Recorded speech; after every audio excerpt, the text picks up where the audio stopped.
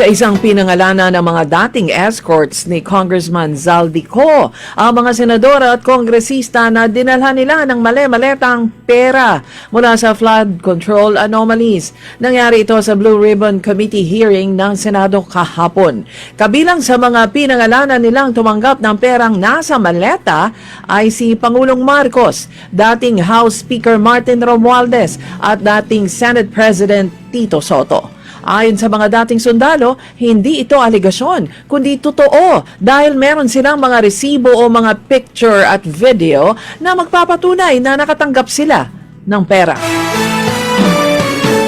Ang mga nakatanggap ng mali-maletang pera ayon sa mga ex-Marines ay sina former Representative Franz Castro, Representative Leila de Lima, Representative Sandro Marcos, Representative Terry Ridon, Representative Jervil Luistro, former Representative Arlene Brosas, Representative Benny Abante, Representative Zia Alonto Adyong, Representative Jose Alvarez, former Representative Ace Barbers, Representative Joel Chua, former Representative Dan Fernandez, Representative Janet Garin, former Representative Raul Manuel, former Representative Stella Kimbo, Father Flavi Villanueva, Senator Erwin Tulfo, Senator Lacson, dating Budget Secretary Amina Pangandaman at marami pang iba.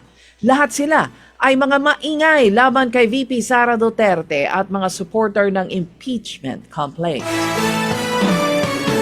Isa sa pinakamatinding alegasyon ng mga ex-Marines ay nakatuon kay Senator Erwin Tulfo. Anila, maraming beses silang naghatid ng maleta sa bahay ng senador at mga babae sa kwarto ni Tulfo sa mga sikat na hotel. Kasunod niyan, kumalat ang video na ang senador ay napapaligiran ng 6 na mga babae sa loob ng isang bar na ang ilaw ay patay-sindi.